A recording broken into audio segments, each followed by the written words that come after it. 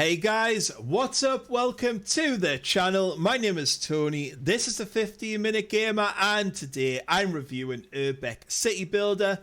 Urbek is a city building game where you build your own neighbourhoods from nightlife districts to industrial districts.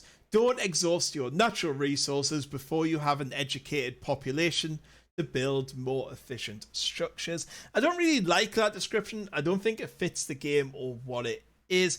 I would kind of describe it like a chilled city builder with a more puzzle element feel to it.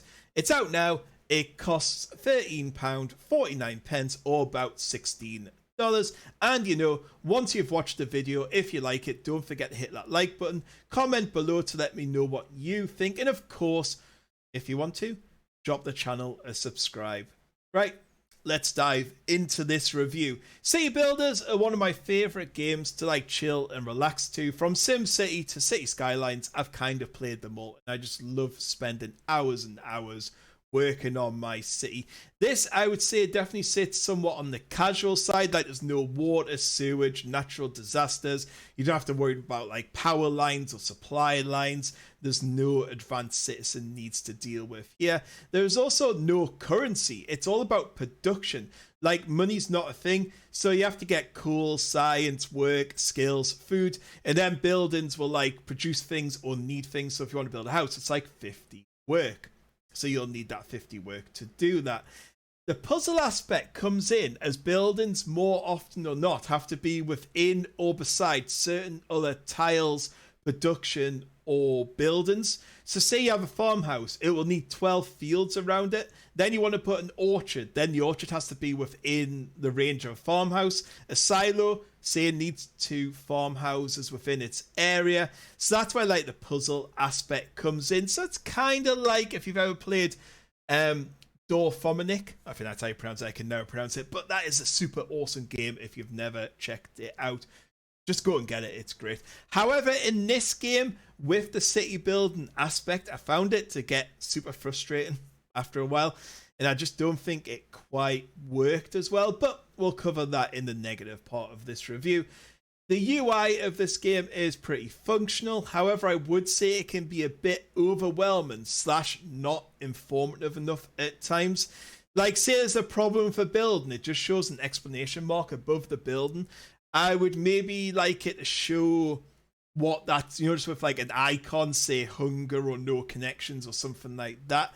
Also, you like say run out of food and the game doesn't tell you, I would like it to go, hey, you've run out of food, you idiot. Just because if you're not looking to the right hand side of the screen, your whole city can just die instantly. So I would like to maybe have a little bit more of notifications to what's happening. Also, with it being overwhelming, sometimes there's a lot going on, and the notifications kind of just go, house abandoned, this abandoned, and keep going. So if you miss them, you can't see them. So yeah, I think that could be improved with a few things. But overall, I would say navigating around, you know, the different icons, finding what you're looking for is all pretty simple and straightforward. There's no issues there. Graphics are pretty nice. I like a voxel based art style, so kind of like Teardown if you've ever played that, with that blocky texture. It's all nicely done with bright colours, and the buildings look different and unique, and it's easy to tell, like say a shanty building to a better building to a villa to a high-rise building, that sort of thing. And they might look simple, but I wouldn't let that put you off. It doesn't really deject from the game. I like the way, like, when the city grows, like, it'll be a dirt road, then it'll go to a nicer road, and you can see it, like, improving as you go. I think the graphics are overall very nice.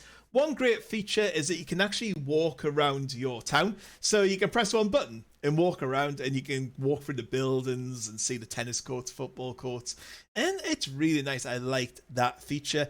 A lot of Steam reviews seem to like the music, but I found it a little bit repetitive and boring after a while. However, it is functional. Sound-wise, as it's a city builder, you're not going to get much on that, but there is a nice ambient sound when you're down on street level, and when you're above the city, there is little things. But again, I would like to see a little bit more of the ambience here. But it's one of them games, I'll just stick my own music on when I'm playing. I found the city and upgrade path pretty easy to follow. You know exactly what that building needs. You click on it with the magnifying glass.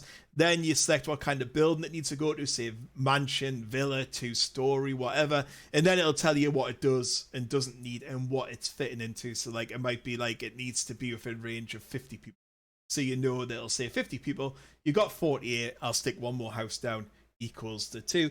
Another quick positive is the tutorial's pretty well done, which in a city builder is pretty rare. Right, some negative points. One thing I don't like and I found super frustrating, as I said, was them connected tiles and puzzle elements.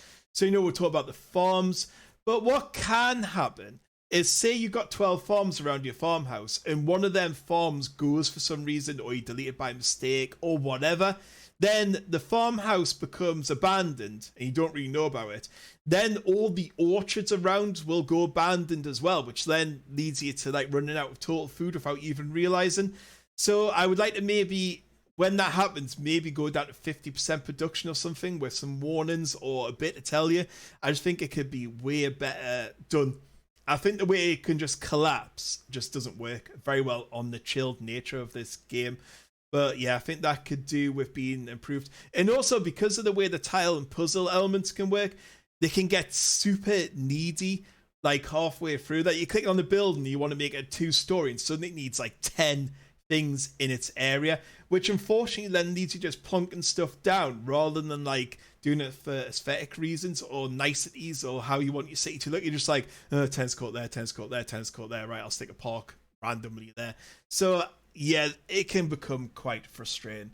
Another annoying quality of life, say you have 3,000 power stored up, but you're currently producing -5. You try and build something and it's like, you can't build it because you're in negative.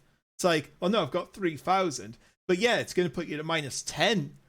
But who cares? Like, you haven't got a currency. The currencies work because you could go to negative, you could borrow, but you can't borrow anything on this game. So it can be quite frustrating. I think that could do with, again, just change. I think even if you're producing -5, you should be able to like build as long as you have enough in storage. Obviously, if you've got nothing in storage, that is different.